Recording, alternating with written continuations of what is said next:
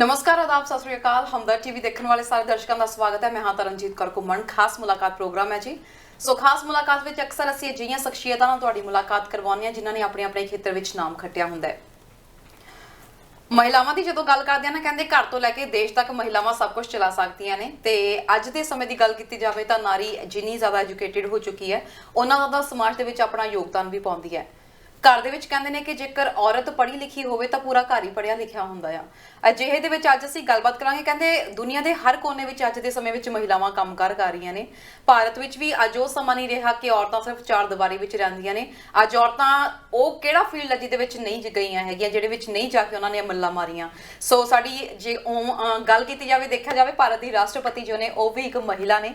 ते उधर दूजे पासे असीं विदेशां दी गलबात कीती जावे तां विदेशां विच तां वैसे ही एक ट्रेंड है कि हसबैंड वाइफ मिल के काम करते ने। सो असीं गलबात करांगे अज औरतां दे बारे विच। पुरातन समय तो लैके हुण तक औरतां ने किन्नी तरक्की कीती है, इस तरक्की दे समाज नूं किन्ने क फायदे ते किन्ने क नुकसान होए ने। सो अज इस दे बारे विच असीं गलबात करांगे कि पुरातन समय तो साडीआं दादियां नानियां या उन्हां दे समय तो भी पहलां दीआं जिहड़ियां औरतां सी उन्हां दी दशा तो लैके हुण तक औरतां दी दिशा कित्थे तक पहुंची है, इस दे बारे गलबात करांगे। सो जेकर तुहाडा कोई भी सवाल हैगा, कोई भी कमेंट है तां सानूं नीचे कर सकदे हो। असीं तुहाडी भी शमूलियत जरूर चाहांगे इस टॉपिक दे विच। सो औरतां दा पढ़ना लिखना किन्ना क जरूरी है ते की लगदा कि यह सिੱਖਿਆ उन्हां दे लई किन्नी क ज़्यादा फायदेमंद साबित होई है। सो साडे नाल अज नारी दे उत्ते गलबात करन लई एक नारी ही जुड़े ने। सो साडे नाल जुड़े होए ने जी प्रोफैसर कुलजीत कौर, जो कि HMV कॉलेज जलंधर तो ने ते नाल दी नाल यह मीडिया खेतर नाल भी जुड़े हुए ने। एक कवित्री भी ने, काफ़ी सन्मानां दे नाल सन्मानित भी हो चुके ने ते साडी ये खुशकिस्मती है कि अज ये साडे स्टूडियो विच पहुंचे हुए ने। पहला तो प्रोफैसर कुलजीत कौर जी का स्वागत करदे हां। मैम, स्वागत है तुहाडा। बहुत बहुत शुक्रिया जी, बहुत शुक्रिया। मैं देश विदेश च बैठे हमदर्द टीवी देख रहे सारे दर्शकों का स्वागत अपने वालों भी करदी हाँ ते बहुत खुशी का मेरे लिए सबब है कि मैं अज इस स्टूडियो दे विच तुहाडे नाल गलबात करन लई मौजूद हाँ। मैं जिवें इंट्रोडक्शन च किया, कवित्री भी ने, कुछ लिखते भी ने ते एक महिला भी हैगी हो ते महिलावां दे टॉपिक दे उत्ते अज आपां गलबात करदे हां, नारी दी गलबात कर रहे हां ते क्यों ना कोई नारी दे उत्ते कविता तो शुरुआत की जाए। बिल्कुल जी। हाँ जी, मैं जदों अपनी दो काव्य पुस्तकां मेरियां टुकड़े टुकड़े जीवन ते गूंगे बोलां दी गाथा आ चुकियां ने, तो मैं एक कविता नारी दे लई है कि नारी हाँ सिरजनहारी हाँ मैं, नारी हाँ सिरजनहारी हाँ मैं, ना अबला ते ना ही विचारी हाँ मैं। बात है। जग जननी दा मान लिया मैं, जग जननी दा मान लिया मैं, बालां तो जांदी बलिहारी हाँ मैं, समयां दी शाह असवार बनी मैं, समयां दी शाह असवार बनी मैं, अंबरां च लौंदी उडारी हाँ मैं, बाबल दे सिर दा ताज हाँ मैं, बाबल दे सिर दा ताज हाँ मैं, मां दी भी राज दुलारी हाँ मैं, समयां दे कई दौर मैं वेखे, ਸਮਿਆਂ ਦੇ ਕਈ ਦੌਰ ਮੈਂ ਵੇਖੇ, ਦੁੱਖਾਂ ਤੋਂ ਕਦੇ ਨਾ ਹਾਰੀ ਹਾਂ ਮੈਂ, ਦਾਜ ਲਈ ਕਦੀ ਅਣਖ ਦੀ ਖਾਤਰ, ਦਾਜ ਲਈ ਕਦੀ ਅਣਖ ਦੀ ਖਾਤਰ, ਕਦੇ ਕੁੱਖ ਵਿੱਚ ਜਾਂਦੀ ਮਾਰੀ ਹਾਂ ਮੈਂ, ਐਪਰ ਐਪਰ ਸਮਿਆਂ ਨਾਲ ਬਦਲੂ ਸੋਚ, इस दी करदी दावेदारी हाँ मैं, इस दी करदी दावेदारी हाँ मैं, नारी हाँ सिरजनहारी हाँ मैं, ना अबला ते ना ही विचारी हाँ मैं। क्या बात है, बहुत खूब। ਤੁਸੀਂ ਤਾਂ ਸਾਰਾ ਨਿਚੋੜੀ ਮੈਨੂੰ ਲੱਗਦਾ ਨਾਰੀ ਦੀ ਦਸ਼ਾ ਜਾਂ ਦਿਸ਼ਾ ਦੇ ਉੱਤੇ ਪੂਰਾ ਨਿਚੋੜੀ ਕਰ ਦਿੱਤਾ। ਬਹੁਤ ਹੀ ਸੋਹਣੀ ਕਵਿਤਾ। ਬਹੁਤ ਸ਼ੁਕਰੀਆ ਜੀ, ਬਹੁਤ ਸ਼ੁਕਰੀਆ। ਸੋ ਜਿਵੇਂ ਅੱਜ ਕਵਿਤਾ ਦੇ ਨਾਲ ਨਾਲ ਥੋੜਾ ਜਿਹਾ ਆਪਾਂ ਜ਼ਿਕਰ ਨਾਰੀ ਦੇ ਬਾਰੇ ਵਿੱਚ ਕਰਾਂਗੇ। ਹਾਂਜੀ। ਅੱਜ ਦੇ ਸਮੇਂ ਦੇ ਵਿੱਚ ਜਿਵੇਂ ਗੱਲ ਕਰਾਂ, ਨਾਰੀ ਨੂੰ ਕਿੱਥੇ ਦੇਖਦੇ ਹੋ? ਹਾਂ ਬਿਲਕੁਲ ਜੀ, ਨਾਰੀ ਦਾ ਜੋ ਰੁਤਬਾ ਹੈ, ਮੈਂ ਕਹਾਂਗੀ ਕਿ ਉਸ ਘਰ ਦੇ ਵਿੱਚ ਰੌਣਕ ਨਹੀਂ ਹੈ ਜਿਸ ਘਰ 'ਚ ਨਾਰੀ ਦਾ ਪ੍ਰਵੇਸ਼ ਨਹੀਂ ਹੈ। ਮੈਂ ਉਹ ਕਹਾਂਗੀ ਬਰਾਬਰਤਾ ਹੈ, ਮਰਦ ਤੇ ਔਰਤ ਦੀ ਬਰਾਬਰਤਾ ਦਾ ਹੀ ਅਸੀਂ ਮਤਲਬ ਇੱਕ ਸਮਾਜ ਤੋਂ ਇੱਛਾ ਕਰਦੇ ਹਾਂ। ਪਰ ਉਂਝ ਜੇ ਨਾਰੀ ਦਾ ਰੁਤਬਾ ਦੇਖਿਆ ਜਾਵੇ ਤਾਂ ਨਾਰੀ ਜੋ ਕਿ ਸਮੇਂ 'ਚ ਉਹਨੇ ਬਹੁਤ ਸਾਰੀਆਂ ਚੁਣੌਤੀਆਂ ਦਾ ਹੁਣ ਤੱਕ ਨਾਰੀ ਨੇ ਸਾਹਮਣਾ ਕੀਤਾ, ਪਰ ਉਹਦੇ ਅੰਦਰ ਜੋ ਇੱਕ ਪਰਮਾਤਮਾ ਨੇ ਜਗ ਜਨਨੀ ਦਾ ਜਿਹਨੂੰ ਇੱਕ ਉਹਨੂੰ ਦਿੱਤਾ ਹੋਇਆ ਰੁਤਬਾ, ਉਸ ਰੁਤਬੇ ਨੇ ਉਸ ਨਾਰੀ ਨੂੰ ਹਮੇਸ਼ਾ ਤੋਂ ਸਕਾਰਾਤਮਕ सोच दी है। नारी कहते कोमल है कमजोर नहीं तू, शक्ति का नाम ही नारी है, इस तरह दी गल्लां गीत सुनते आपां। तां औरत दे अंदर जिहड़ा एक जज्बा है कुछ कर विखाउण दा, सिरजनात्मक शक्ति दा, ਉਹ ਹਮੇਸ਼ਾ ਤੋਂ ਰਿਹਾ। ਜਿਵੇਂ ਤੁਸੀਂ ਕਿਹਾ ਹੁਣ ਤੱਕ ਅਸੀਂ ਕੀ ਦੇਖਦੇ ਹਾਂ, ਪੁਰਾਣੇ ਸਮੇਂ ਤੋਂ ਜਿਹੜੀ ਨਾਰੀ ਦੀ ਜਿਹੜੀ ਇੱਕ ਛਵੀ ਸੀ ਜਾਂ ਉਹਦਾ ਜੋ ਇੱਕ ਸਮਾਜ ਰੁਤਬਾ ਸੀ, ਉਹ ਕੇਵਲ ਘਰ ਤੱਕ, ਚੁੱਲ੍ਹੇ ਚੌਂਕੇ ਤੱਕ ਉਹਨੂੰ ਰੱਖਿਆ ਜਾਂਦਾ ਸੀ।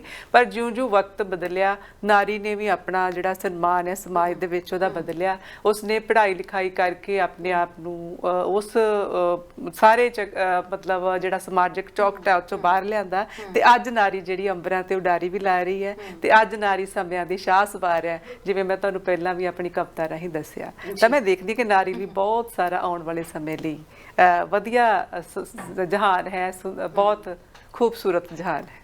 ਕਹਿੰਦੇ ਨੇ ਕਿ ਹਰੇਕ ਨੂੰ ਕੁਝ ਨਾ ਕੁਝ ਸੰਘਰਸ਼ ਕਰਨਾ ਪੈਂਦਾ ਆ ਆਪਣੇ ਹਿੱਸੇ ਦੇ, ਆਪਣੇ ਜਿਹੜੇ ਆ ਰਾਈਟਸ ਲੈਣ ਦੇ ਲਈ, ਅਧਿਕਾਰ ਲੈਣ ਦੇ ਲਈ। ਤੇ ਜੇ ਮੈਂ ਫੀਮੇਲ ਦੀ ਗੱਲ ਕਰਾਂ, ਔਰਤਾਂ ਦੀ ਗੱਲ ਕਰਾਂ, ਤਾਂ ਸਤੀ ਪ੍ਰਥਾ ਤੋਂ ਲੈ ਕੇ ਅੱਜ ਦੇ ਸਮੇਂ ਤੱਕ ਔਰਤਾਂ ਨੇ ਵੀ ਕਾਫੀ ਸੰਘਰਸ਼ ਕੀਤਾ ਆ। ਸਮੇਂ-ਸਮੇਂ ਦੇ ਨਾਲ ਔਰਤਾਂ ਦੀ ਦਸ਼ਾ ਤੇ ਦਿਸ਼ਾ ਦੇ ਵਿੱਚ ਵੀ ਸੁਧਾਰ ਹੋਇਆ ਵਾ। ਤੇ ਹੁਣ ਜੇ ਅਸੀਂ ਗੱਲ ਕਰੀ ਜਾਵੇ ਪੁਰਾਤਨ ਸਮੇਂ 'ਚ, ਮੈਂ ਆਪਣੀ ਨਾਨੀ ਦਾਦੀ ਦੇ ਵੇਲੇ ਦੀਆਂ ਗੱਲਾਂ ਕਰਾਂ ਜਾਂ ਉਸ ਤੋਂ ਵੀ ਪੁਰਾਣੇ ਸਮੇਂ ਦੀ ਗੱਲ ਕਰਾਂ, ਔਰਤਾਂ ਨੂੰ ਇਹ ਕਿਹਾ ਜਾਂਦਾ ਸੀ ਕਿ ਮਰਦ ਜੇ ਖੇਤ ਸੰਭਾਲਦੇ ਨੇ ਤਾਂ ਘਰ ਸੰਭਾਲਣ ਦਾ ਕੰਮ ਜਿਹੜਾ ਉਹ ਔਰਤਾਂ ਦੇ ਜ਼ਿੰਮੇ ਆਇਆ। ਸੋ ਇੱਕ ਸੋਚ ਜਿਹੜੀ ਘਰ ਦੇ ਵਿੱਚ ਉਹ ਪਨਪਦੀ ਜਾਂਦੀ ਆ, ਤੇ ਅੱਗੇ ਦੀ ਅੱਗੇ ਪੀੜ੍ਹੀ ਦਰ ਪੀੜ੍ਹੀ ਉਹ ਸੋਚ ਚੱਲਦੀ ਰਹਿੰਦੀ ਆ। ਪਰ ਉਸ ਸੋਚ ਨੂੰ ਬਦਲਣਾ ਨਾਰੀ ਲਈ ਵੀ ਕੋਈ ਸੌਖਾ ਨਹੀਂ ਸੀ। ਤੁਹਾਨੂੰ ਕੀ ਲੱਗਦਾ ਕਿ ਜਿਹੜਾ ਪੂਰਾ ਸਫ਼ਰ ਰਿਹਾ ਔਰਤਾਂ ਦੇ ਲਈ, ਘਰ ਦੀ ਚਾਰ ਦੀਵਾਰੀ ਚੋਂ ਨਿਕਲ ਕੇ ਬਾਹਰ ਦੁਨੀਆ ਦੇ ਅੱਜ ਕਿਹੜਾ ਖੇਤਰ ਹੈ ਜਿਹਦੇ 'ਚ ਔਰਤਾਂ ਨਹੀਂ ਹੈਗੀਆਂ, ਜਹਾਜ਼ ਤੱਕ ਚਲਾ ਰਹੀਆਂ ਨੇ? ਵੈਸੇ ਇੱਕ ਕਹਾਵਤ ਬਣੀ ਸੀ, ਕਹਿੰਦੇ ਆ female can never be a good driver, ਪਰ ਅੱਜ ਦੇ ਸਮੇਂ ਤਾਂ ਜਹਾਜ਼ ਤੱਕ ਔਰਤਾਂ ਚਲਾਉਂਦੀਆਂ ਨੇ। ਸੋ ਕੀ ਕਹਿਣਾ ਚਾਹੋਗੇ ਇਹਦੇ ਬਾਰੇ? ਮੈਂ ਜਿਵੇਂ ਪਹਿਲਾਂ ਵੀ ਆਪਾਂ ਗੱਲ ਕੀਤੀ ਕਿ ਨਾਰੀ ਦਾ ਜੋ ਸਮਾਜ ਦੇ ਵਿੱਚ ਸਥਾਨ ਹੈ, ਪੁਰਾਤਨ ਸਮੇਂ 'ਚ ਆਪਾਂ ਸਮਝਦੇ ਹਾਂ, ਦੇਖਦੇ ਹਾਂ ਕਿ ਅੱਜ ਨਾਰੀ ਦਿਵਸ ਜਦੋਂ ਮਨਾਇਆ ਜਾਂਦਾ, ਅੱਜ ਵਰਲਡ ਵਾਈਡ ਮਨਾਇਆ ਜਾਂਦਾ, ਤਾਂ ਉਹ ਦਿਨ ਹੈਗਾ ਯਾਦ ਕਰਨ ਦਾ ਕਿ ਨਾਰੀ ਕਿਹੜੇ ਸੰਘਰਸ਼ ਦੇ ਦੌਰ ਚੋਂ ਨਿਕਲੀ ਹੈ। ਤੇ ਜੇ ਅਸੀਂ ਗੱਲ ਕਰੀਏ ਪੁਰਾਤਨ ਸਮੇਂ ਦੀ, ਜੇ ਮੈਂ ਕੇਵਲ ਇਸ ਨੂੰ ਜੇ ਆਪਣੇ ਭਾਰਤੀ ਪੰਜਾਬ ਜਾਂ ਜਿਹੜੀਆਂ ਸਾਡੀਆਂ ਇੱਥੇ ਕੈਨੇਡਾ ਦੇ ਵਿੱਚ ਔਰਤਾਂ ਨੇ ਉਹਨਾਂ ਦੇ ਸੰਦਰਭ ਜੇ ਦੇਖਾਂ, ਤਾਂ ਉਹਨਾਂ ਦਾ ਜਿਹੜਾ ਕੋਈ ਸਮਾਂ ਹੁਣ ਤੱਕ ਸਫ਼ਰ ਸੀ, ਬਹੁਤਾ ਸੌਖਾ ਨਹੀਂ ਰਿਹਾ, ਸਹਿਜ ਨਹੀਂ ਰਿਹਾ। ਬਹੁਤ ਸਾਰੀਆਂ ਔਰਤਾਂ ਨੂੰ ਪਹਿਲਾਂ ਤਾਂ ਪੜ੍ਹਨ ਲਿਖਣ ਦੀ ਆਗਿਆ ਨਹੀਂ ਸੀ ਦਿੱਤੀ ਜਾਂਦੀ। ਘਰਾਂ ਦੇ ਵਿੱਚ ਜਿਹੜਾ ਮਰਦ ਪ੍ਰਧਾਨ ਸਮਾਜ ਦੀ ਥੋੜੀ ਜਿਹੀ ਜ਼ਿਆਦਾ ਦਬਦਬਾ ਸੀ। ਪਰ ਹੌਲੀ ਹੌਲੀ ਜਦੋਂ ਸੰਯੁਕਤ ਪਰਿਵਾਰ ਘਟਦੇ ਗਏ ਤੇ ਇਕਹਿਰੇ ਪਰਿਵਾਰ ਆਉਂਦੇ ਗਏ, ਤੇ ਨਾਰੀ ਦਾ ਜਾਂ ਔਰਤ ਦਾ ਜਿਹੜਾ ਜਾਂ ਘਰ ਦੇ ਵਿੱਚ ਧੀ ਦਾ ਜੋ ਰੁਤਬਾ ਹੈ ਉਹ ਥੋੜਾ ਜਿਹਾ ਹੋਰ ਖੂਬਸੂਰਤ ਹੁੰਦਾ ਗਿਆ। ਜਿਵੇਂ ਪੁਰਾਣੇ ਸਮੇਂ 'ਚ ਜੇ ਬੱਚਿਆਂ ਦੀ ਗਿਣਤੀ ਜ਼ਿਆਦਾ ਸੀ ਤਾਂ ਉਹਦੇ ਵਿੱਚ ਕੁੜੀਆਂ ਹੋਰ ਜ਼ਿਆਦਾ ਇਗਨੋਰ ਕੀਤੀਆਂ ਜਾਂਦੀਆਂ ਸੀ। ਪਰ ਅੱਜ ਦੇ ਸਮੇਂ 'ਚ ਆਪਾਂ ਦੇਖਦੇ ਹਾਂ, ਜੇ ਘਰ ਦੇ ਵਿੱਚ ਧੀ ਪੁੱਤਰ ਦੋ ਹੀ ਨੇ, ਜਾਂ ਮਤਲਬ ਘਰ ਦੇ ਵਿੱਚ ਜੇ ਬੱਚਿਆਂ ਦੀ ਗਿਣਤੀ ਘਟੀ ਹੈ ਤੇ ਨਾਰੀ ਦਾ ਸਤਿਕਾਰ ਵੀ ਵਧਿਆ। ਮੈਂ ਇੱਕ ਪ੍ਰੈਕਟੀਕਲ ਐਗਜ਼ਾਮਪਲ ਤੋਂ ਗੱਲ ਕਰਾਂ ਤਾਂ ਉਹਨੂੰ ਕੁੜੀ ਨੂੰ, ਲੜਕੀਆਂ ਨੂੰ ਪੜ੍ਹਾਉਣਾ ਅੱਜ ਦੇ ਸਮੇਂ 'ਚ ਮਾਪਿਆਂ ਦੀ ਵਿਸ਼ੇਸ਼ ਰੁਚੀ ਰਹਿੰਦਾ ਆ। ਤੇ ਪੁਰਾਣੇ ਸਮੇਂ ਜਦੋਂ ਸਿੱਖਿਆ ਦਾ ਜ਼ਿਆਦਾ ਨਹੀਂ ਸੀ ਅਧਿਕਾਰ ਔਰਤਾਂ ਨੂੰ, ਤਾਂ ਉਸ ਵੇਲੇ ਨਾਰੀ ਦੀ ਸਥਿਤੀ ਥੋੜੀ ਜਿਹੀ ਤਰਸਯੋਗ ਸੀਗੀ, ਕਿਉਂਕਿ ਉਹ ਆਪਣੀ ਗੱਲ ਕਹਿਣ ਵਾਸਤੇ ਉਸਨੂੰ ਕੋਈ ਪਲੇਟਫਾਰਮ ਜਾਂ ਉਸਨੂੰ ਕੋਈ ਇਸ ਤਰ੍ਹਾਂ ਦੀ ਜਗ੍ਹਾ ਨਹੀਂ ਸੀ ਜਿੱਥੇ ਆਪਣੇ ਮਨ ਦੀ ਗੱਲ ਕਰ ਸਕੇ। ਪਰ ਜਦੋਂ ਸਮਾਜ ਦੇ ਵਿੱਚ ਉਸਨੂੰ ਸਿੱਖਿਆ ਦਾ ਮੌਕਾ ਮਿਲਦਾ ਗਿਆ ਤਾਂ ਨਾਰੀ ਦਾ ਜਿਹੜਾ ਅਧਿਕਾਰ ਪ੍ਰਤੀ ਆਪਣੇ ਜਾਗਰੂਕ ਹੋਈ, ਤੇ ਆਪਣੀ ਜਿਹੜੀ ਉਹਦੀਆਂ ਦਿਸ਼ਾਵਾਂ ਨੇ, ਜਿਹੜੇ ਉਹਦੇ ਸਫ਼ਰ ਆ, ਉਹ ਹੋਰ ਜ਼ਿਆਦਾ ਸੁਖਾਵਾਂ ਹੁੰਦਾ ਗਿਆ। ਮੈਂ ਕਹਿੰਦੀ ਹਾਂ ਕਿ ਅੱਜ ਵੀ ਚੁਣੌਤੀਆਂ ਨੇ। ਇਹ ਨਹੀਂ ਅਸੀਂ ਕਹਿ ਸਕਦੇ ਕਿ 100% ਨਾਰੀ ਨੂੰ ਮਤਲਬ ਸਾਰੀ ਤਰ੍ਹਾਂ ਦੀਆਂ ਖੁੱਲ੍ਹਾ ਆਜ਼ਾਦੀ ਜਾਂ ਮਿਲੀ ਹੈ। ਤਰੁਣ ਜੀ, 3 ਤਰ੍ਹਾਂ ਦੇ ਨਾਰੇ ਜਿਹੜੇ ਆ ਬਹੁਤ ਪਾਪੂਲਰ ਰਹੇ ਆ ਸਾਡੇ ਭਾਰਤ ਦੇ ਵਿੱਚ ਵੀ ਔਰ ਵਰਲਡ ਦੇ ਵਿੱਚ ਵੀ। ਨਾਰੀ ਸਿੱਖਿਆ ਦਾ ਪਹਿਲਾ, ਨਾਰੀ ਆਜ਼ਾਦੀ ਦਾ, ਤੇ ਨਾਰੀ ਸਸ਼ਕਤੀਕਰਨ ਦਾ। ਹੁਣ ਇਹ ਤਿੰਨਾਂ ਦੀ ਜੇ ਅਸੀਂ ਗੱਲ ਕਰਦੇ ਹਾਂ, ਤੇ ਨਾਰੀ ਸਿੱਖਿਆ ਨੇ ਹੀ ਨਾਰੀ ਆਜ਼ਾਦੀ ਦੇ ਦੁਆਰ ਖੋਲੇ, ਤੇ ਨਾਰੀ ਆਜ਼ਾਦੀ ਨੇ ਹੀ ਨਾਰੀ ਸਸ਼ਕਤੀਕਰਨ ਦਾ ਸਾਨੂੰ ਮੌਕਾ ਦਿੱਤਾ। ਤੇ ਅੱਜ ਜੇ ਕੋਈ ਔਰਤ ਕਮਾਉਂਦੀ ਹੈ, ਆਰਥਿਕ ਤੌਰ ਤੇ ਸੁਤੰਤਰ ਹੈ, ਤੇ ਆਪਾਂ ਨੂੰ ਲੱਗਦਾ ਨਹੀਂ ਕਿ ਪੁਰਾਣੇ ਸਮੇਂ ਨਾਲੋਂ ਉਹਦੀ ਸਥਿਤੀ ਸੁਧਰੀ ਹੈ, ਕਿਉਂਕਿ ਪਹਿਲਾਂ ਉਸਨੂੰ ਆਪਣੇ ਖਰਚੇ ਲਈ,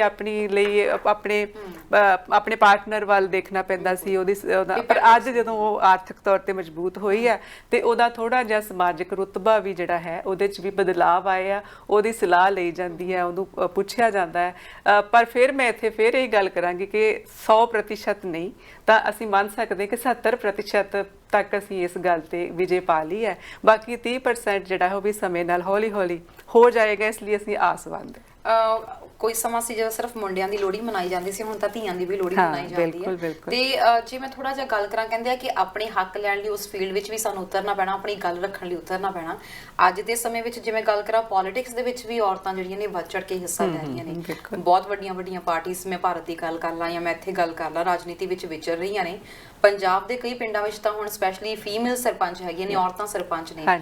ਇਹਨਾਂ ਚੀਜ਼ਾਂ ਨੇ ਕਿੰਨਾ ਕੁ ਇਸ ਚੀਜ਼ ਦੇ ਉੱਤੇ ਇੰਪੈਕਟ ਪਾਇਆ ਵਾ ਕਿ ਵੀ ਔਰਤਾਂ ਜਿਹੜੀਆਂ ਨੇ ਪਿੰਡ ਸੰਭਾਲ ਸਕਦੀਆਂ, ਸ਼ਹਿਰ ਸੰਭਾਲ ਸਕਦੀਆਂ, ਦੇਸ਼ ਸੰਭਾਲ ਸਕਦੀਆਂ, ਤੇ ਇਸ ਚੀਜ਼ ਦਾ ਔਰਤਾਂ ਦੀ ਸਥਿਤੀ ਉੱਤੇ ਕਿੰਨਾ ਪ੍ਰਭਾਵ ਪਿਆ? ਬਹੁਤ ਵਧੀਆ ਸਵਾਲ ਹੈ ਤੁਹਾਡਾ ਤਰਨਜੀਤ। ਜਦੋਂ ਅਸੀਂ ਰਾਜਨੀਤੀ ਦੇ ਵਿੱਚ ਔਰਤਾਂ ਦੀ ਗੱਲ ਕਰਦੇ ਹਾਂ, ਸ਼ਮੂਲੀਅਤ ਦੀ, ਤਾਂ ਜੇ ਅਸੀਂ ਭਾਰਤ ਦੇ ਸੰਦਰਭ 'ਚ ਮੈਂ ਗੱਲ ਕਰਾਂ ਤਾਂ ਹਾਲੇ ਵੀ ਉਹਨਾਂ ਨੂੰ ਉਸ ਤਰ੍ਹਾਂ ਦੀ ਜਿਹੜੇ ਰਿਜ਼ਰਵੇਸ਼ਨ ਨਹੀਂ ਮਿਲੀ ਜਿਸ ਤਰ੍ਹਾਂ ਦੀਆਂ ਉਹ ਦਾਅਵੇਦਾਰ ਨੇ। ਪਰ ਫਿਰ ਵੀ ਸਰਕਾਰ ਨੇ ਕੁਝ ਇਹੋ ਜਿਹੇ ਕਦਮ ਜ਼ਰੂਰ ਚੁੱਕਿਆ ਜਿੱਥੇ ਉਹਨਾਂ ਨੂੰ ਪਿੰਡ ਦੇ ਸਰਪੰਚ ਜਾਂ ਕੌਂਸਲਰ ਤੱਕ ਦਾ ਜਿਹੜੇ ਅਹੁਦੇ ਆ ਉਹ ਮਿਲੇ ਆ। ਉਸ ਦੇ ਨਾਲ ਕੀ ਹੈ ਕਿ ਉਹਨਾਂ ਦੇ ਵਿੱਚ ਇੱਕ ਆਤਮ ਨਿਰਭਰਤਾ ਜਾਂ ਇੱਕ ਆਤਮ ਵਿਸ਼ਵਾਸ ਆਇਆ ਔਰਤਾਂ ਦੇ ਵਿੱਚ। ਬੇਸ਼ੱਕ ਆਪਾਂ ਦੇਖਦੇ ਹਾਂ ਬਹੁਤ ਵਾਰ ਕਿ ਔਰਤ ਸਰਪੰਚ ਸਟੈਂਪ ਹੀ ਹੁੰਦੀ ਹੈ, ਉਹਦਾ ਪਤੀ ਪਿੱਛੇ ਸਾਰੇ ਕੰਮਕਾਰ ਉਹ ਕਰਦਾ, ਪਰ ਫਿਰ ਵੀ ਉਹਦੀ ਇੱਕ ਆਪਣੇ ਆਪ 'ਚ ਉਹਦੇ ਅੰਦਰ ਸਵੈ ਪਛਾਣ ਤਾਂ ਬਣੀ ਆ ਉਹਦੀ।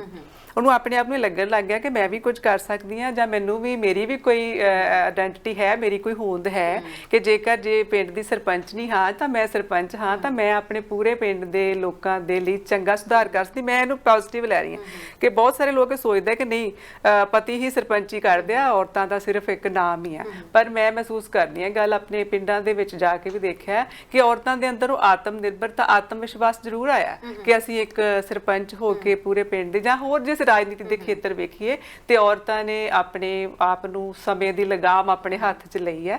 ਔਰਤਾਂ ਨੇ ਆਪਣੀ ਜਿਹੜੀ ਹੋਂਦ ਆਪਣੀ ਹੋਣੀ ਹੈ ਉਹਨੂੰ ਬਦਲਿਆ ਜ਼ਰੂਰ ਹੈ। ਮੈਂ ਇਸ ਨੂੰ ਪੋਜ਼ਿਟਿਵ ਹੀ ਦੇਖਦੀ ਹਾਂ। ਜਿਵੇਂ ਤੁਸੀਂ ਹੁਣੀ ਔਰਤਾਂ ਦੀ ਗੱਲਬਾਤ ਕਰਦੇ ਪਏ ਹੋ, ਤੁਸੀਂ ਇੱਥੇ ਵੀ ਆਏ ਹੋ, ਹੁਣ ਕਾਫੀ ਸਮੇਂ ਤੋਂ ਇੱਥੇ ਵਿਚਰ ਰਹੇ ਹੋ, ਕੈਨੇਡਾ ਦੇ ਵਿੱਚ ਆ ਕੇ ਤੁਸੀਂ ਦੇਖਿਆ, ਮਾਹੌਲ ਨੂੰ ਦੇਖਿਆ। ਕੰਮਕਾਜੀ ਮਹਿਲਾਵਾਂ ਭਾਰਤ ਵਿੱਚ ਵੀ ਹੈਗੀਆਂ ਨੇ। ਜੇ ਮੈਂ ਉੱਥੇ ਸ਼ਹਿਰੀ ਮਹਿਲਾਵਾਂ ਦਾ ਕੰਪੈਰੀਜ਼ਨ ਇੱਥੋਂ ਦੀਆਂ ਕੰਮਕਾਜੀ ਮਹਿਲਾਵਾਂ ਦੇ ਨਾਲ ਕਰਾਂ, ਤੁਹਾਨੂੰ ਕਿੰਨਾ ਕੁ ਡਿਫਰੈਂਸ ਵੈਸੇ ਦੇਖਣ ਨੂੰ ਮਿਲਿਆ, ਚਾਹੇ ਉਹ ਪਰਿਵਾਰਾਂ ਦੇ ਵਿੱਚ ਇੱਜ਼ਤ ਨੂੰ ਲੈ ਕੇ ਹੋਵੇ, ਮਾਣ ਸਤਿਕਾਰ ਨੂੰ ਲੈ ਕੇ ਹੋਵੇ, ਜਾਂ ਫਿਰ ਅਦਾਰਿਆਂ ਦੇ ਵਿੱਚ ਹੋਵੇ, ਕੰਮਕਾਰ ਨੂੰ ਲੈ ਕੇ ਹੋਵੇ, ਸਨਮਾਨ ਦੀ ਗੱਲ ਹੋਵੇ?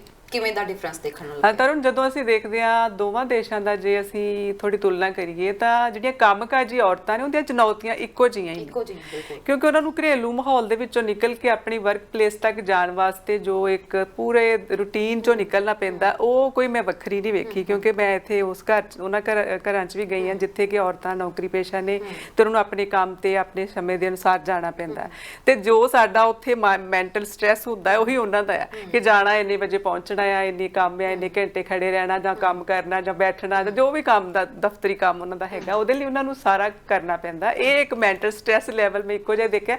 ਫਰਕ ਇੰਨਾ ਜ਼ਰੂਰ ਹੈ ਕਿ ਉੱਥੇ ਥੋੜਾ ਜਿਹਾ ਗਲੋਬਲਾਈਜੇਸ਼ਨ ਦੀ ਗੱਲ ਜਦੋਂ ਅਸੀਂ ਕਰਦੇ ਹਾਂ ਤੇ ਔਰਤਾਂ ਦੀਆਂ ਚੁਣੌਤੀਆਂ ਮੈਨੂੰ ਲੱਗਦਾ ਇੱਕੋ ਜਿਹੀਆਂ ਬਣ ਗਈਆਂ ਨੌਕਰੀ ਪੇਸ਼ਾ ਔਰਤਾਂ ਦੀਆਂ। ਜਿਸ ਤਰ੍ਹਾਂ ਇੱਥੇ ਵੀ ਥੋੜੀ ਲਾਈਫ ਦੇ ਵਿੱਚ ਮਸ਼ੀਨਰੀ ਨੇ ਜਾਂ ਸਾਡੀ ਟੈਕਨੋਲੋਜੀ ਨੇ ਔਰਤਾਂ ਦੀ ਲਾਈਫ ਸੌਖੀ ਕੀਤੀ ਹੈ, ਸੇਮ ਆਪਾਂ ਉੱਥੇ ਮੈਂ ਪੰਜਾਬ 'ਚ ਬੈਠੀ ਵੀ ਮਹਿਸੂਸ ਕਰਦੀ ਹਾਂ ਕਿ ਸਾਨੂੰ ਟੈਕਨੋਲੋਜੀ ਨੇ ਸਾਨੂੰ ਥੋੜਾ ਜਿਹਾ ਸੌਖਾ ਕੀਤਾ ਕਿ ਅਸੀਂ ਆਪਣੇ ਵਰਕ ਪਲੇਸ ਤੱਕ ਜਾਣ ਲਈ ਸਾਡੇ ਕੋਲ ਸਾਧਨ ਨੇ, ਤੇ ਇੱਥੇ ਵੀ ਇਦਾਂ ਹੀ। ਇਹਦੇ 'ਚ ਮੈਨੂੰ ਕੋਈ ਬਹੁਤਾ ਅੰਤਰ ਨਹੀਂ ਨਜ਼ਰ ਆਇਆ, ਮੇਰੀ ਨਿੱਜੀ ਰਾਏ ਹੈ। ਤੇ ਉਂਝ ਜੇ ਦੇਖੋ ਕਿ ਕੰਮ ਦੀ ਜਿਹੜੀ ਕੰਮ ਦੇ ਘੰਟੇ ਆ, ਸਾਰਾ ਕੁਝ ਉਹ ਵੀ ਲਗਭਗ ਅੱਜ ਕੱਲ ਬਰਾਬਰ ਹੈ, ਕੋਈ ਬਹੁਤਾ ਉਹਦੇ 'ਚ ਅੰਤਰ ਨਹੀਂ ਹੈ। ਤੇ ਅਗਲੀ ਗੱਲ ਤੁਸੀਂ ਕੀਤੀ ਕਿ ਔਰਤਾਂ ਦੀ ਇਹਦੇ 'ਚ ਘਰ ਦੇ ਵਿੱਚ ਇੱਜ਼ਤ ਮਾਣ ਸਤਿਕਾਰ ਉਹਨਾਂ ਦਾ ਵਧਿਆ, ਤੇ ਮੈਨੂੰ ਲੱਗਦਾ ਕਿ ਇਹ ਚੀਜ਼ ਅਸੀਂ ਮਹਿਸੂਸ ਕਰਦੇ ਹਾਂ ਕਿ ਜਦੋਂ ਔਰਤ ਆਤਮ ਨਿਰਭਰ ਹੈ ਤੇ ਉਹਦਾ ਮਾਣ ਸਨਮਾਨ ਵੀ ਘਰ ਦੇ ਵਿੱਚ ਵੱਧਦਾ। ਸੇਮ ਜਿਸ ਤਰ੍ਹਾਂ ਇੱਥੇ ਹੈ ਉਸ ਤਰ੍ਹਾਂ ਹੀ ਉੱਥੇ ਮੈਂ ਮਹਿਸੂਸ ਕੀਤਾ ਕਿ ਇੱਕ ਤਰ੍ਹਾਂ ਦਾ ਹੀ ਜੀਵਨ ਪੱਧਰ ਹੈ, ਕਿਉਂਕਿ ਮੈਂ ਪੰਜਾਬੀ ਘਰਾਂ ਦੇ ਵਿੱਚ ਜਾ ਕੇ ਦੇਖਿਆ ਜਿੱਥੇ ਔਰਤਾਂ ਨੌਕਰੀ ਪੇਸ਼ਾ ਨੇ ਤੇ ਉਹਨਾਂ ਦੀਆਂ ਚੁਣੌਤੀਆਂ ਬਾਰੇ ਗੱਲਬਾਤ ਵੀ ਜਿਵੇਂ ਕੀਤੀ, ਤੇ ਸੇਮ ਹੀ ਉਸ ਤਰ੍ਹਾਂ ਦਾ ਹੀ ਹੈ। ਮੈਂ ਇਹ ਸਵਾਲ ਇਸ ਲਈ ਪੁੱਛਿਆ ਕਿਉਂਕਿ ਆਮ ਤੌਰ ਤੇ ਇੱਥੇ ਜਿਹੜੀ ਧਾਰਨਾ ਬਣੀ ਹੋਈ ਹੈ ਕਿ ਇੱਕ ਘਰ ਨੂੰ ਸੰਭਾਲਣ ਦਾ ਜ਼ਿੰਮਾ ਜਿਹੜਾ ਆ ਮਰਦ ਤੇ ਔਰਤ ਦੋਵਾਂ ਦੇ ਮੋਢਿਆਂ ਤੇ ਹੁੰਦਾ ਆ। ਬੱਚੇ ਜੇ ਔਰਤ ਦੀ ਰਿਸਪੌਂਸਿਬਿਲਟੀ ਨੇ, ਉਨੀ ਰਿਸਪੌਂਸਿਬਿਲਟੀ ਉਹ ਫਾਦਰ ਦੀ ਵੀ ਹੈਗੇ ਨੇ, ਤੇ ਉਹ ਨਹੀਂ ਹੈ ਸਿਸਟਮ। ਜਿਵੇਂ ਕਿ ਹੁਣ ਜੇ ਅਸੀਂ ਇੰਡੀਆ ਦੀ ਗੱਲ ਕੀਤੀ ਜਾਵੇ ਤਾਂ ਉਹਦੇ ਵਿੱਚ ਇਹ ਦੇਖਿਆ ਜਾਂਦਾ ਥੋੜਾ ਜਿਹਾ ਕਿ ਜੇਕਰ ਔਰਤ ਕੰਮ ਕਰ ਰਹੀ ਹੈ ਤੇ ਉਸਨੂੰ ਘਰ ਦੇ ਕੰਮਾਂ ਦੇ ਵਿੱਚ ਵੀ ਉਹਨੂੰ ਸਾਰਾ ਕੰਮ ਕਰਨਾ ਪਏਗਾ, ਜਦਕਿ ਇੱਥੇ ਮਰਦ ਜਿਹੜੇ ਆ ਜੇ ਔਰਤ ਖਾਣਾ ਬਣਾ ਰਹੀ ਹੈ ਤਾਂ ਨਾਲ ਭਾਂਡੇ ਧੋਣ ਦਾ ਕੰਮ ਕਰਦੇ ਨੇ, ਮਤਲਬ ਸਾਰਾ ਮਿਲ ਜੁਲ ਕੇ ਇੱਥੇ ਕੰਮ ਕੀਤਾ ਜਾਂਦਾ। ਇਸ ਐਂਗਲ ਤੋਂ ਮੈਂ ਗੱਲ ਨਹੀਂ ਪਹਿਲਾਂ ਕੀਤੀ ਸੀ, ਹੁਣ ਮੈਂ ਦੱਸ ਇਸ ਐਂਗਲ ਤੋਂ ਜੇ ਦੇਖੀਏ ਤਾਂ ਸਾਡੇ ਕੋਲ ਉੱਥੇ ਨਾ ਥੋੜਾ ਜਿਹਾ ਸੱਭਿਆਚਾਰਕ ਜਿਹੜੇ ਅੰਤਰ ਨੇ ਉਹ ਇੱਥੇ ਕੰਮ ਆਉਂਦੇ ਆ ਕਿ ਜਿਵੇਂ ਉੱਥੇ ਬਹੁਤ ਜ਼ਿਆਦਾ ਮਰਦ ਮਤਲਬ ਜਾਂ ਪਤੀ ਜਿਹੜੇ ਆ ਉਹ ਪਤਨੀ ਦੇ ਨਾਲ ਸਹਾਇਤਾ ਕਰਨ ਦਾ ਬਹੁਤ ਜ਼ਿਆਦਾ ਰਿਵਾਜ ਨਹੀਂ ਹੈਗਾ। ਉਹਨਾਂ ਨੂੰ ਲੱਗਦਾ ਕਿ ਕੰਮ ਔਰਤ ਦਾ ਹੀ ਹੈ, ਉਹਨੇ ਹੀ ਕਰਨਾ। ਫਿਰ ਵੀ ਮੈਂ ਕਹਾਂਗੀ 10-20% ਘਰਾਂ ਦੇ ਵਿੱਚ ਇਹ ਸ਼ੁਰੂਆਤ ਹੋ ਗਈ ਹੈ ਕਿ ਪਤੀ ਵੀ ਉਨੀ ਸਿਰਦਰਦੀ ਲੈਂਦੇ, ਪਰ ਹਾਲੇ ਵੀ ਉਹਨਾਂ ਜ਼ਿਆਦਾ ਇਹਦੇ ਲਈ ਉਹ ਤਿਆਰ ਨਹੀਂ ਹੈਗੇ, ਮਾਨਸਿਕ ਤੌਰ ਤੇ ਤਿਆਰ ਨਹੀਂ ਹੈ, ਕਿਉਂਕਿ ਉੱਥੇ ਸਾਨੂੰ ਇੱਕ ਸਹਾਇਕ ਜਾਂ ਇਸ ਤਰ੍ਹਾਂ ਦਾ ਕਲਚਰ ਹੈ ਜਿਹੜਾ ਉਹ ਹੈ, ਜਿਹੜਾ ਕਿ ਇੱਥੇ ਥੋੜਾ ਜਿਹਾ ਸਾਰੇ ਕੰਮ ਆਪ ਕਰਨੇ ਔਰਤ ਦੇ ਜ਼ਿੰਮੇ ਆ, ਜਾਂ ਬੱਚਿਆਂ ਨੂੰ ਸੰਭਾਲਣਾ ਉਹ ਥੋੜੀ ਜਿਹੀ ਚੁਣੌਤੀ ਜ਼ਿਆਦਾ, ਜਿਸ ਕਰਕੇ ਮਰਦਾਂ ਨੂੰ ਉਹਦੇ ਲਈ ਪਤੀਆਂ ਨੂੰ ਜਾਂ ਜਿਹੜੇ ਘਰ ਦੇ ਵਿੱਚ ਹੋਰ ਮਰਦ ਮੈਂਬਰਾਂ ਨੂੰ ਐਕਟਿਵ ਹੋਣਾ ਪੈਂਦਾ ਕਿ ਸਾਨੂੰ ਇਹਨਾਂ ਦੀ ਮਦਦ ਕਰਨੀ ਪੈਣੀ ਹੈ। ਉੱਥੇ ਹੋ ਰਿਹਾ ਇਸ ਤਰ੍ਹਾਂ, ਪਰ ਹਾਲੇ ਬਹੁਤ ਸਹਿਜਤਾ ਨਾਲ ਹੀ ਹੋ ਰਿਹਾ ਹੈ। ਜਿਵੇਂ ਤੁਸੀਂ ਗੱਲ ਕੀਤੀ ਹੈ ਘਰ ਦੇ ਮਾਹੌਲ ਦੀ, ਜੁਆਇੰਟ ਫੈਮਿਲੀ ਜਾਂ ਨਿਊਕਲੀਅਰ ਫੈਮਿਲੀ, ਸੰਯੁਕਤ ਜਾਂ ਫਿਰ ਜਿਹੜੇ ਇਕੱਲੇ ਪਰਿਵਾਰ ਹੁੰਦੇ ਆ, ਇਹਨਾਂ ਦਾ ਇੰਪੈਕਟ ਕਿੰਨਾ ਕੁ ਪਿਆ ਔਰਤਾਂ ਦੇ ਲਈ, ਕਿੰਨਾ ਕੁ ਸਹਾਈ ਦੋਵਾਂ ਵਿੱਚੋਂ ਹੋਇਆ? ਬਿਲਕੁਲ, ਇਹਦੇ ਲਈ ਮੈਂ ਕਹਾਂਗੀ ਜਿਹੜੇ ਸੰਯੁਕਤ ਪਰਿਵਾਰ ਹੈ ਉਹਨਾਂ ਦੇ ਵਿੱਚ ਖਾਸ ਕਰਕੇ ਬੱਚਿਆਂ ਨੂੰ ਬਹੁਤ ਫਾਇਦਾ ਮਿਲਿਆ ਹੈ। ਔਰਤ ਨੂੰ ਜੇ ਔਰਤ ਜੇਕਰ ਨੌਕਰੀ ਤੇ ਜਾ ਰਹੀ ਹੈ, ਕੰਮ ਤੇ ਜਾ ਰਹੀ ਹੈ, ਤਾਂ ਉਹਦੇ ਬੱਚਿਆਂ ਦੀ ਜਿਹੜੀ ਦੇਖ ਰੇਖ ਹੈ ਉਹ ਸੰਯੁਕਤ ਪਰਿਵਾਰ ਦੇ ਵਿੱਚ ਥੋੜੀ ਜੀ ਬਿਹਤਰ ਹੁੰਦੀ ਹੈ, ਜਿਸ ਕਰਕੇ ਮਾਨਸਿਕ ਤੌਰ ਤੇ ਬਿਲਕੁਲ ਆਪਣਾ ਚਿੰਤਾ ਮੁਕਤ ਹੋ ਕੇ ਕੰਮ ਕਰ ਸਕਦੀ ਹੈ। ਪਰ ਜੇ ਅਸੀਂ ਇਕਹਿਰੇ ਪਰਿਵਾਰਾਂ ਦੀ ਗੱਲ ਕਰੀਏ ਤੇ ਉੱਥੇ ਦੋਵਾਂ ਜਣਿਆਂ ਦੀਆਂ ਜ਼ਿੰਮੇਵਾਰੀਆਂ ਜ਼ਿਆਦਾ ਵੱਧ ਜਾਂਦੀਆਂ। ਪਤੀ ਨੂੰ ਵੀ ਉਹਨੇ ਬੱਚਿਆਂ ਵੱਲ ਧਿਆਨ ਦੇਣਾ ਪੈਂਦਾ, ਟਾਈਮ ਦੇਣਾ ਪੈਂਦਾ ਜਿੰਨਾ ਕਿ ਪਤਨੀ ਨੂੰ। ਔਰ ਇਹ ਤੁਸੀਂ ਸੰਯੁਕਤ ਤੇ ਇਕਹਿਰੇ ਪਰਿਵਾਰਾਂ ਨੇ ਔਰਤ ਦੀ ਸਥਿਤੀ ਨੂੰ ਵੀ ਬਹੁਤ ਬਿਹਤਰ ਮਤਲਬ ਦੋਨੋਂ ਵੱਖਰੇ ਵੱਖਰੇ ਧਰਾਤਲ ਤੇ ਦੇਖਦੇ ਆਪਾਂ। ਸੰਯੁਕਤ ਪਰਿਵਾਰਾਂ ਦੇ ਵਿੱਚ ਔਰਤ ਦੀ ਸਥਿਤੀ ਜਿਹੜੀ ਆ ਉਹ ਇਸ ਤਰ੍ਹਾਂ ਦੀ ਹੈ ਕਿ ਉਹਨੂੰ ਆਪਣੇ ਜਠਾਣੀ ਦਰਾਣੀ ਜਾਂ ਸੱਸ ਘਰ ਦੇ ਵਿੱਚ ਹੈ ਤਾਂ ਉਹਨਾਂ ਦੀ ਕਿਤੇ ਨਾ ਕਿਤੇ ਸਹਾਇਤਾ ਮਿਲ ਜਾਂਦੀ ਹੈ। ਬੇਸ਼ੱਕ ਇਹਦੇ ਵੀ ਬਹੁਤ ਸਾਰੇ ਪਹਿਲੂ ਨੇ ਕਿ ਕਈ ਵਾਰੀ ਉਹ ਲੜਾਈਆਂ ਤੱਕ, ਗੱਲ ਈਰਖਾ ਤੱਕ, ਉਹ ਮੈਂ ਅਲੱਗ, ਉਹ ਨਹੀਂ ਆਪਾਂ ਕਹਿ ਰਹੇ, ਆਪਾਂ ਸਕਾਰਾਤਮਕ ਗੱਲ ਕਰ ਰਹੇ ਹਾਂ। ਦੂਜੇ ਪਾਸੇ ਜਿਹੜੇ ਕਹਿਰੇ ਪਰਿਵਾਰ ਨੇ ਉਹਨਾਂ ਦੇ ਵਿੱਚ ਔਰਤ ਨੂੰ ਜਿਹੜਾ ਹੈ ਜ਼ਿਆਦਾ ਆਤਮ ਨਿਰਭਰ ਹੋਣਾ ਪੈਂਦਾ, ਜ਼ਿਆਦਾ ਉਹਨੂੰ ਚਿੰਤਾ ਜਾਂ ਜ਼ਿਆਦਾ ਉਹਦੇ ਕੋਲ ਕੰਮ ਦੀ ਜਿਹੜੀ ਹੈਗੀ ਚੁਣੌਤੀ ਹੈ, ਜਦੋਂ ਕਿ ਜਿਹੜਾ ਸੰਯੁਕਤ ਪਰਿਵਾਰਾਂ ਦੇ ਵਿੱਚ ਉਹਦੇ ਕੋਲ ਥੋੜਾ ਜਿਹਾ ਵੇਲ ਹੈ ਜਾਂ ਥੋੜਾ ਜਿਹਾ ਸਮਾਂ ਹੈ ਕਿ ਉਹ ਆਪਣੇ ਲਈ ਦੇ ਸਕਦੀ। ਐਜੂਕੇਸ਼ਨ ਦੀ ਜੇ ਮੈਂ ਹੁਣ ਗੱਲ ਕਰਾਂ, ਆਮ ਤੌਰ ਤੇ ਕਿਹਾ ਜਾਂਦਾ ਕਿ ਇੱਕ ਘਰ ਨੂੰ ਸੰਭਾਲਣ ਦਾ ਜਾਂ ਉਹਨੂੰ ਸਹਿਜ ਕੇ ਰੱਖਣ ਦਾ ਜ਼ਿੰਮਾ ਜਿਹੜਾ ਔਰਤ ਦੇ ਸਿਰ ਤੇ ਹੁੰਦਾ ਆ, ਪਰ ਐਜੂਕੇਸ਼ਨ ਜਿਵੇਂ ਜਿਵੇਂ ਵਧੀਆ ਤਾਂ ਇਹ ਵੀ ਗੱਲ ਜ਼ਰੂਰ ਕਹਿੰਦੇ ਨੇ ਕਿ ਇਸ ਐਜੂਕੇਸ਼ਨ ਨੇ ਔਰਤਾਂ ਦੀ ਟੋਲਰੈਂਸ ਪਾਵਰ ਨੂੰ, ਸਹਿਣਸ਼ੀਲਤਾ ਨੂੰ ਕਿਤੇ ਨਾ ਕਿਤੇ ਹਿੱਟ ਜ਼ਰੂਰ ਕੀਤਾ ਆ। ਤੇ ਇਸ ਕਰਕੇ ਵੀ ਚਾਹੇ ਕੁੜੀਆਂ ਨੂੰ ਲੱਗਦਾ ਜਾਂ ਔਰਤਾਂ ਨੂੰ ਲੱਗਦਾ ਕਿ ਸਾਡੇ ਕੋਲ ਅਧਿਕਾਰ ਜ਼ਿਆਦਾ ਨੇ ਜਾਂ ਆਪਣੇ ਅਧਿਕਾਰਾਂ ਤੋਂ ਜ਼ਿਆਦਾ ਜਲਦੀ ਵਾਕਿਫ ਹੋ ਗਈਆਂ ਨੇ, ਤਾਂ ਇਸ ਚੀਜ਼ ਦਾ ਘਰ ਦੇ ਵਿੱਚ ਥੋੜਾ ਜਿਹਾ ਨੈਗੇਟਿਵ ਇੰਪੈਕਟ ਵੀ ਪਿਆ ਵਾ। ਬਿਲਕੁਲ, ਤੁਸੀਂ ਅੱਜ ਦੇ ਸੰਦਰਭ ਜੇ ਗੱਲ ਕਰੀਏ, ਮੈਂ ਇੱਕ ਕਾਲਜ ਅਧਿਆਪਕਾ ਹੋਣ ਦੇ ਨਾਤੇ ਨਵੀਂ ਪੀੜ੍ਹੀ ਦੀਆਂ ਔਰਤਾਂ, ਲੜਕੀਆਂ ਨੂੰ ਮੁਖਾਤਬ ਹੁੰਦੀਆਂ ਰੋਜ਼ ਹੀ ਜਦੋਂ ਆਪਾਂ ਪੜ੍ਹਾਉਂਦੇ ਹਾਂ ਕਲਾਸਾਂ, ਤੇ ਉਹਨਾਂ ਦੇ ਨਾਲ ਜਨਰਲ ਵਿਸ਼ਿਆਂ ਤੇ ਜਦੋਂ ਗੱਲਬਾਤ ਹੁੰਦੀ ਹੈ ਤੇ ਉਹ ਇੱਕ ਚੀਜ਼ ਨਜ਼ਰ ਆ ਰਹੀ ਹੈ ਜਿਹੜੀ ਨਵੀਂ ਪੀੜ੍ਹੀ ਦੇ ਵਿੱਚ, ਉਹ ਬਹੁਤ ਜ਼ਿਆਦਾ ਆਪਣੇ ਉੱਪਰ ਕਿਸੇ ਚੀਜ਼ ਨੂੰ ਫੋਰਸਫੁਲੀ ਨਹੀਂ ਲੈਣਾ ਚਾਹੁੰਦੇ। ਜਿਸ ਤਰ੍ਹਾਂ ਪੁਰਾਣੀ ਜਿਹੜੀ ਸਾਡੇ ਵਾਲੀ ਜਨਰੇਸ਼ਨ ਹੈ ਜਾਂ ਸਾਡੇ ਤੋਂ ਪਿਛਲੀ ਪੀੜ੍ਹੀ ਸੀਗੀ, ਉਹਨਾਂ ਨੇ ਬਹੁਤ ਕੁਝ ਇਸ ਤਰ੍ਹਾਂ ਹੀ ਮਤਲਬ ਲੈ ਲਿਆ ਕਿ ਨਹੀਂ ਇਹ ਸਾਡਾ ਫਰਜ਼ ਹੈ ਜਾਂ ਸਾਡੀ ਜ਼ਿੰਮੇਵਾਰੀ ਹੈ। ਪਰ ਅੱਜ ਆਪਾਂ ਦੇਖਦੇ ਹਾਂ ਕਿ ਬੱਚੇ ਫਰਜ਼ਾਂ ਜ਼ਿੰਮੇਵਾਰੀਆਂ ਪ੍ਰਤੀ ਬੇਸ਼ੱਕ ਉਹ ਬਹੁਤ ਜਾਗਰੂਕ ਨੇ, ਪਰ ਉਹਨਾਂ ਦੇ ਅੰਦਰ ਜੋ ਇੱਕ ਸਹਿਣਸ਼ੀਲਤਾ ਦਾ ਜਿਹੜਾ ਇੱਕ ਹੈ ਉਹ ਘਟ ਰਹੀ ਹੈ। ਉਹਦਾ ਕਾਰਨ ਤਲਾਕ ਦਰ ਵੀ ਵੱਧ ਰਹੀ ਆਪਾਂ ਦੇਖਦੇ ਹਾਂ, ਤੇ ਇਹਦੇ ਚ ਦੋਨਾਂ ਧਿਰਾਂ ਦਾ ਹੀ ਹੁੰਦਾ, ਲੇਕਿਨ ਉਹ ਅਸਰ ਆ ਰਿਹਾ ਨੇ, ਇਹਨੂੰ ਆਪਾਂ ਨੈਗੇਟਿਵ ਵੀ ਅਸਰ ਕਹਿ ਸਕਦੇ ਹਾਂ। ਸ਼ਾਇਦ ਉਹ ਅੱਜ ਦੇ ਤੇਜ਼ ਤਰਾਰ ਜ਼ਿੰਦਗੀ ਦਾ ਅਸਰ ਹੈ ਕਿ ਸਾਡੇ ਅੰਦਰ ਉਹ ਪਹਿਲਾਂ ਵਾਰੀ ਜਿਹੜੀ ਸਾਦਗੀ ਸਹਿਜਤਾ ਨਹੀਂ ਹੈ। ਪਹਿਲਾਂ ਸਾਦਗੀ ਸਹਿਜਤਾ ਜ਼ਿਆਦਾ ਸੀ ਕਿ ਸਾਡੇ ਅੰਦਰ ਤੇਜ਼ੀ ਜਿਹੜੀ ਜੀਵਨ ਦੇ ਵਿੱਚ ਇੰਨੀ ਜ਼ਿਆਦਾ ਨਹੀਂ ਸੀ, ਜਿਸ ਕਰਕੇ ਔਰਤਾਂ, ਲੜਕੀਆਂ ਜਿਹੜੀਆਂ ਸੀ, ਹੁਣ ਆਪਾਂ ਆਮ ਤੌਰ ਤੇ ਦੇਖਦੇ ਹਾਂ ਵੀ ਲੜਕੀਆਂ ਦੀ ਵਿਆਹ ਦੀ ਉਮਰ ਵੀ ਜਿਹੜੀ ਹੈ ਉਹ ਵੀ ਬਹੁਤ, ਔਰ ਬੱਚੇ ਖੁਦ ਇਸ ਵਾਸਤੇ ਫੈਸਲਾ ਕਰਦੇ ਆ ਕਿ ਅਸੀਂ ਕਿਹੜੀ ਉਮਰ 'ਚ ਵਿਆਹ ਕਰਾਵਾਂਗੇ, ਜਦੋਂ ਕਿ ਪੁਰਾਣੇ ਸਮੇਂ ਦੇ ਵਿੱਚ ਔਰਤਾਂ ਨੂੰ ਸਮਝਿਆ ਜਾਂਦਾ ਸੀ ਵੀ ਲੜਕੀਆਂ ਨੂੰ ਵੀ ਹੁਣ ਇੰਨੇ ਸਾਲ ਦੀ ਹੋ ਗਈ, ਹੁਣ ਇਹਦਾ ਵਿਆਹ ਹੋਣਾ ਲਾਜ਼ਮੀ। ਅੱਜ ਦੇ ਮਾਪੇ ਥੋੜੇ ਜਿਹੇ ਜਾਗਰੂਕ ਇਸ ਗੱਲੋਂ ਵੀ ਆ, ਬੱਚਿਆਂ ਨੂੰ ਮੌਕਾ ਦੇ ਰਹੇ ਕਿ ਤੁਸੀਂ ਆਪਣਾ ਕੈਰੀਅਰ, ਆਪਣਾ ਜੀਵਨ ਜੋ ਵੀ ਤੁਸੀਂ ਅੱਗੇ ਕਰਨਾ ਕਰ ਸਕਦੇ ਹੋ, ਉਸ ਤੋਂ ਬਾਅਦ ਅਸੀਂ ਇਸ ਬਾਰੇ ਸੋਚਾਂਗੇ। ਪਰ ਜਿਹੜੀ ਗੱਲ ਤੁਸੀਂ ਕੀਤੀ ਕਿ ਨਵੀਂ ਪੀੜ੍ਹੀ ਦੇ ਅੰਦਰ ਜਿਹੜੀ ਹੈ ਉਹ ਨਿਸ਼ਚਿਤ ਹੀ ਆ ਕਿ ਉਹ ਥੋੜਾ ਜਿਹਾ ਸਾਡੇ ਨਾਲੋਂ ਤੇਜ਼ ਤਰਾਰ ਜ਼ਿੰਦਗੀ ਜੀਣ ਕਰਕੇ ਉਹਨਾਂ ਦੇ ਜਿਹੜੀ ਸੋਚ ਆ ਉਹਦੇ ਵਿੱਚ ਵੀ ਉਸ ਤਰ੍ਹਾਂ ਤੇਜ਼ੀ ਆਈ ਹੈ, ਜਿਸ ਕਰਕੇ ਸਹਿਣਸ਼ੀਲਤਾ ਦਾ ਜਿਹੜਾ ਥੋੜਾ ਜਿਹਾ ਘਾਟਾ ਲੱਗਦਾ ਸਾਨੂੰ ਦੇਖ। ਸੋਸਾਇਟੀ ਦੇ ਪ੍ਰੈਸ਼ਰ ਦੀ ਗੱਲ ਕਰਾਂ, ਸ਼ੁਰੂ ਤੋਂ ਹੀ ਸਮਾਜ ਦੇ ਵਿੱਚ ਔਰਤ ਦੇ ਉੱਤੇ ਸਮਾਜ ਦਾ ਪ੍ਰੈਸ਼ਰ ਬਹੁਤ ਪਿਆ ਵਾ। ਹੁਣ ਦੀ ਜੇ ਮੈਂ ਗੱਲ ਕਰਾਂ, ਚਾਹੇ ਅਸੀਂ ਕਹਿ ਲਿਆ ਕਿ ਅਸੀਂ ਬਹੁਤ ਮਾਡਰਨ ਸੋਸਾਇਟੀ ਹੋ ਚੁੱਕੇ ਹਾਂ, ਪਰ ਅੱਜ ਵੀ ਜੇਕਰ ਔਰਤ ਘਰ ਤੋਂ ਬਾਹਰ ਨਿਕਲਦੀ ਹੈ ਜਾਂ ਘਰ ਵਿੱਚ ਲੇਟ ਅੰਦਰ ਆਉਂਦੀ ਹੈ ਤਾਂ ਵੀ ਸੋਸਾਇਟੀ ਦਾ ਰਵੱਈਆ ਹਜੇ ਕੁਝ ਹੱਦ ਤੱਕ ਉਵੇਂ ਦਾ ਹੀ ਹੈ।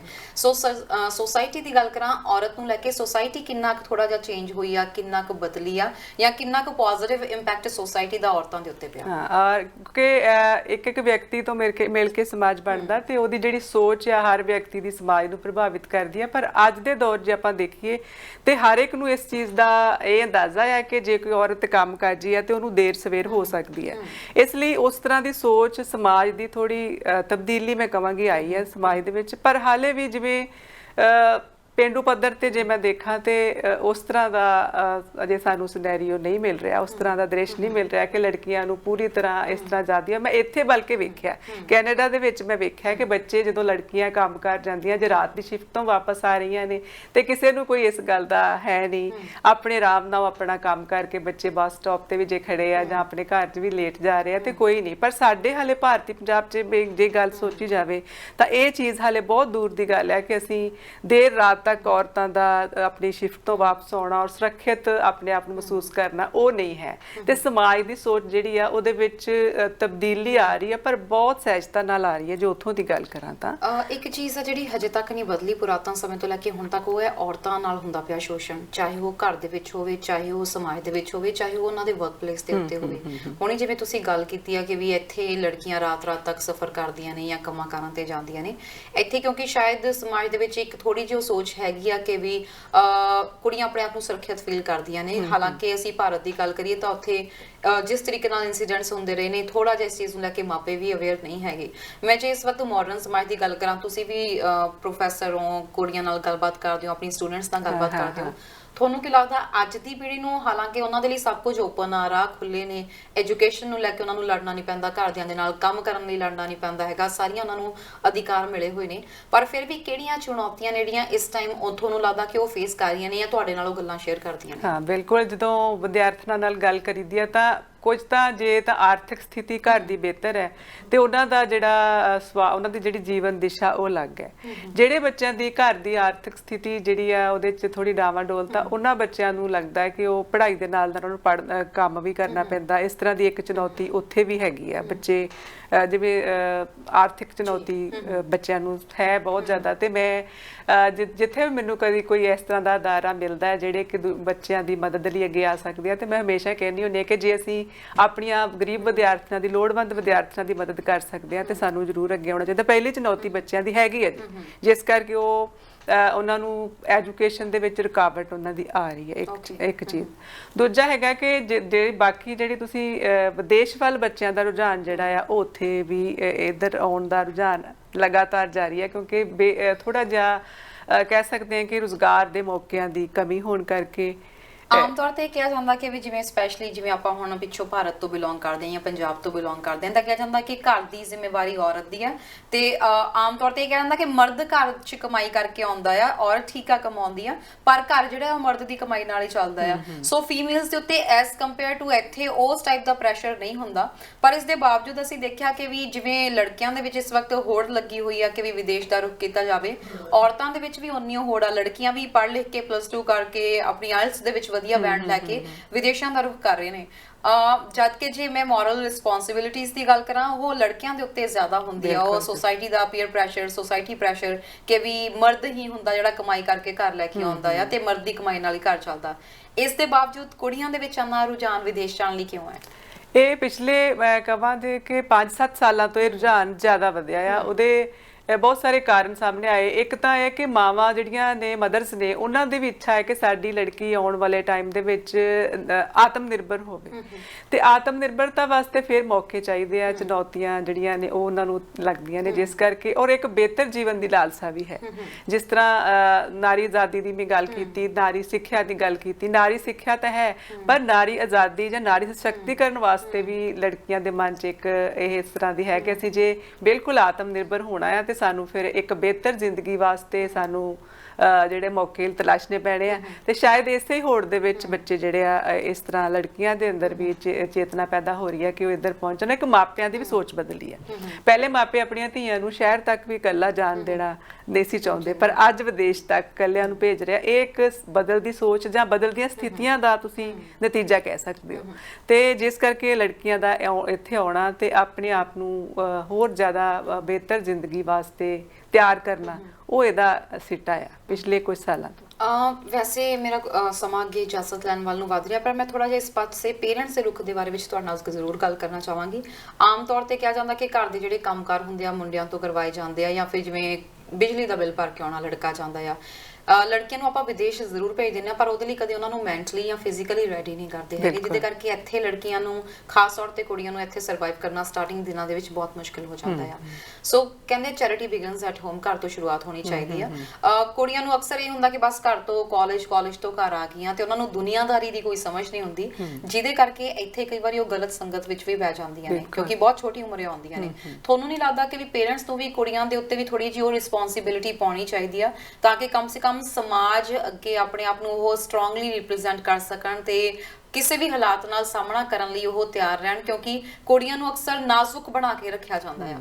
ਬਿਲਕੁਲ ਸਹੀ ਗੱਲ ਤੁਸੀਂ ਕੀਤੀ ਹੈ, ਕਿਉਂਕਿ ਜਦੋਂ ਅਸੀਂ ਆਪਣੀ ਪਰੰਪਰਿਕ ਸੋਚ ਸਾਡੀ ਇਹੀ ਰਹੀ ਹੈ ਕਿ ਲੜਕੀਆਂ ਨੂੰ ਇਸ ਤਰ੍ਹਾਂ ਦੇ ਬਹੁਤੇ ਕੰਮ ਬਾਹਰ ਦੇ ਉਹਨਾਂ ਦੇ ਨਹੀਂ ਹੈਗੇ, ਉਹਨਾਂ ਦਾ ਘਰ ਤੱਕ ਹੀ ਕੰਮ ਸੀਮਤ ਹੈ।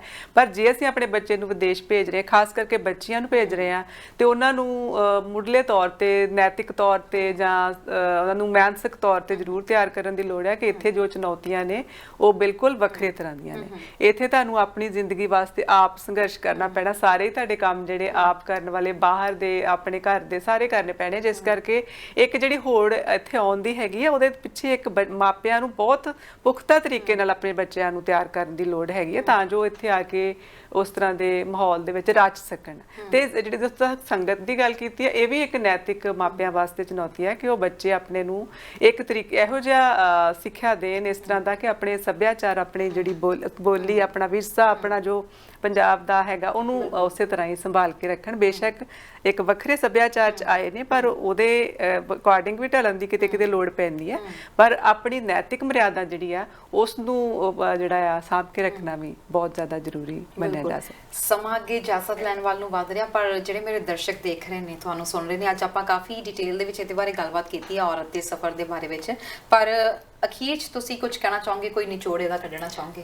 ਮੈਂ ਇਹੀ ਕਹਿਣਾ ਚਾਹਾਂਗੀ ਕਿ ਜਿਹੜਾ ਨਾਰੀ ਦਾ ਰੁਤਬਾ ਹੈ ਉਹ ਵਕਤ ਨਾਲ ਬਹੁਤ ਬਦਲਿਆ ਹੈ, ਤੇ ਹੋਰ ਜ਼ਿਆਦਾ ਜਿਹੜਾ ਇੱਕ ਰੋਸ਼ਨ ਭਵਿੱਖ ਔਰਤ ਦਾ ਹੋਣ ਵਾਲਾ ਆ, ਹੋਵੇਗਾ। ਅਸੀਂ ਇਸ ਲਈ ਬਹੁਤ ਜ਼ਿਆਦਾ ਆਸਵੰਦ ਆ, ਤੇ ਮੈਂ ਆਪਣੇ ਜਿਹੜੇ ਆਪਣੇ ਉਸ ਸਮਾਜ ਦੇ ਵਿੱਚ ਜਿੱਥੇ ਕਿ ਸਾਡੇ ਜਿਹੜੇ ਮਰਦ ਸਾਥੀ ਆ, ਉਹਨਾਂ ਤੋਂ ਵੀ ਮੈਂ ਉਮੀਦ ਕਰਦੀ ਹਾਂ ਕਿ ਉਹ ਵੀ ਔਰਤ ਨੂੰ ਮੌਕੇ ਦੇਣ, ਤਾਂ ਜੋ ਉਹ ਹੋਰ ਅੱਗੇ ਵੱਧ ਸਕਣ ਤੇ ਆਪਣੀ ਜ਼ਿੰਦਗੀ ਜਿਹੜੀ ਆ ਉਹਨੂੰ, ਆਪਣੀ ਜ਼ਿੰਦਗੀ ਨੂੰ ਬਿਹਤਰ ਬਣਾਉਣ ਤੇ ਨਾਲ ਨਾਲ ਆਪਣੇ ਘਰ ਦਾ, ਪਰਿਵਾਰ ਦਾ ਮਾਹੌਲ ਵੀ ਸੁਖਾਵਾਂ ਬਣਾਉਣ। ਕਿਹਾ ਜਾਂਦਾ ਨਾ ਕਿ ਇਸਲਾਮ ਹਰ ਨਾਰੀ ਨੂੰ ਜੋ ਘਰ ਨੂੰ ਘਰ ਬਣਾਉਂਦੀ ਹੈ, ਤੇ ਘਰ ਨੂੰ ਘਰ ਬਣਾਉਣ ਵਾਸਤੇ ਜੇ ਔਰਤ ਦੀ ਮਾਨਸਿਕ ਸਿਹਤ ਚੰਗੀ ਹੋਏਗੀ, ਉਹਦੀ ਸਰੀਰਕ ਸਿਹਤ ਚੰਗੀ ਹੋਏਗੀ, ਉਹਦਾ ਇੱਕ ਸੋਚਣ ਦਾ ਦ੍ਰਿਸ਼ਟੀਕੋਣ, ਨਜ਼ਰੀਆ ਵਧੀਆ ਹੋਏਗਾ, ਤੇ ਬਿਹਤਰ ਸਮਾਜ ਦੀ ਸਿਰਜਣਾ ਹੋ ਸਕਦੀ ਹੈ। ਇਸ ਲਈ ਮੈਂ ਘਰ ਪਰਿਵਾਰ ਦੇ ਮਾਹੌਲ ਵਿੱਚ ਜੋ ਮਰਦਾਂ ਦਾ ਵੀ ਯੋਗਦਾਨ ਹੈ, ਉਹਨਾਂ ਤੋਂ ਉਮੀਦ ਕਰਦੀ ਹਾਂ ਕਿ ਔਰਤ ਨੂੰ ਇੱਕ ਚੰਗਾ ਘਰੇਲੂ ਮਾਹੌਲ ਦੇਣ, ਬੱਚੀਆਂ ਨੂੰ ਘਰੇਲੂ ਮਾਹੌਲ ਚੰਗਾ ਦਿੱਤਾ ਜਾਵੇ, ਤਾਂ ਹੀ ਫਿਰ ਚੰਗਾ ਸਮਾਜ ਜਿਹੜਾ ਹੈ ਸਿਰਜਿਆ ਜਾ ਸਕਦਾ। ਇਹੀ ਮੇਰੀ ਪੂਰੇ ਸਮਾਜ ਤੋਂ, ਪੂਰੇ ਮਰਦ ਪ੍ਰਧਾਨ ਸਮਾਜ ਤੋਂ ਤਾਂ ਕਹਿ ਸਕਦੇ ਕਿ ਆਪਣੇ ਉਸ ਸਮਾਜ ਸਾਥੀਆਂ ਤੋਂ ਉਮੀਦ ਕਰਦੀ ਹਾਂ ਜਿਨ੍ਹਾਂ ਨੇ ਔਰਤ ਨੂੰ ਅੱਗੇ ਵਧਣ ਦੇ ਮੌਕੇ ਦੇਣੇ ਆ, ਬਿਹਤਰੀ ਹੋ ਸਕਦੀ ਜੀ। Thank you so much ma'am, ਸਾਡੇ ਪ੍ਰੋਗਰਾਮ ਦੇ ਵਿੱਚ ਆਉਣ ਲਈ, ਸਾਡੇ ਦਰਸ਼ਕਾਂ ਦੇ ਨਾਲ ਗੱਲਬਾਤ ਕਰਨ ਦੇ ਲਈ, ਤੇ ਬਹੁਤ ਹੀ ਵਧੀਆ ਟੌਪਿਕ ਦੇ ਉੱਤੇ ਅੱਜ ਦੋ ਮਹਿਲਾਵਾਂ ਨੇ ਗੱਲਬਾਤ ਕੀਤੀ ਹੈ। ਥੈਂਕ ਯੂ ਸੋ ਮਚ, ਬਹੁਤ ਚੰਗਾ ਲੱਗਾ ਤੁਹਾਡੇ ਨਾਲ ਗੱਲ ਕਰਕੇ, ਬਹੁਤ ਬਹੁਤ ਸ਼ੁਕਰੀਆ ਜੀ। ਸੋ ਦੋਸਤੋ, ਇਹ ਸੀ ਸਾਡਾ ਪ੍ਰੋਗਰਾਮ ਖਾਸ ਮੁਲਾਕਾਤ। ਜਦੋਂ ਔਰਤਾਂ ਦੀ ਗੱਲ ਆਉਂਦੀ ਹੈ ਤਾਂ ਕਹਿੰਦੇ ਆ ਕਿ ਵੈਸੇ ਤਾਂ ਸਾਡੀ ਗੁਰਬਾਣੀ ਦੇ ਵਿੱਚ ਵੀ ਔਰਤ ਨੂੰ ਬਹੁਤ ਉੱਚਾ ਦਰਜਾ ਦਿੱਤਾ ਗਿਆ, ਪਰ ਅਸਲ ਦੇ ਵਿੱਚ ਇਸ ਚੀਜ਼ ਨੂੰ ਇੰਪਲੀਮੈਂਟ ਕਰਨ ਦੀ ਵੀ ਜ਼ਰੂਰਤ ਹੈ। ਸਮੇਂ-ਸਮੇਂ ਤੇ ਔਰਤ ਨੇ ਵੀ ਬਹੁਤ ਸੰਘਰਸ਼ ਕੀਤਾ ਆ, ਤੇ ਹੁਣ ਤੱਕ ਇਹ ਮੁਕਾਮ ਹਾਸਲ ਕੀਤਾ ਹੈ ਕਿ ਕਿਸੇ ਦੇਸ਼ ਦੀ ਪ੍ਰਧਾਨ ਮੰਤਰੀ ਤਾਂ ਕਿਸੇ ਦੇਸ਼ ਦੀ ਰਾਸ਼ਟਰਪਤੀ ਅੱਜ ਔਰਤ ਹੈ। ਸੋ ਉਮੀਦ ਕਰਦੇ ਹਾਂ ਜੀ ਔਰਤਾਂ ਵੀ ਇਸ ਆਜ਼ਾਦੀ ਦਾ ਨਾਜਾਇਜ਼ ਫਾਇਦਾ ਨਾ ਚੱਕਦੇ ਹੋਏ ਆਪਣੇ ਘਰ ਨੂੰ ਵੀ ਦੇਖਣਗੀਆਂ, ਤੇ ਆਪਣੇ ਬਾਹਰ ਕਰੀਅਰ ਨੂੰ ਵੀ ਦੇਖਣਗੀਆਂ, ਤੇ ਇੱਕ ਵਧੀਆ ਸਮਾਜ ਦੀ ਸਿਰਜਣਾ ਵਿੱਚ ਆਪਣਾ ਪੂਰਾ ਯੋਗਦਾਨ ਪਾਉਣਗੀਆਂ। ਇਸ ਦੇ ਨਾਲ ਹੀ ਫਿਲਹਾਲ ਦਿਓ ਇਜਾਜ਼ਤ। ਦੇਖਦੇ ਰਹੋ ਹਮਦਰਦ ਟੀਵੀ। ਸਤਿ ਸ਼੍ਰੀ ਅਕਾਲ।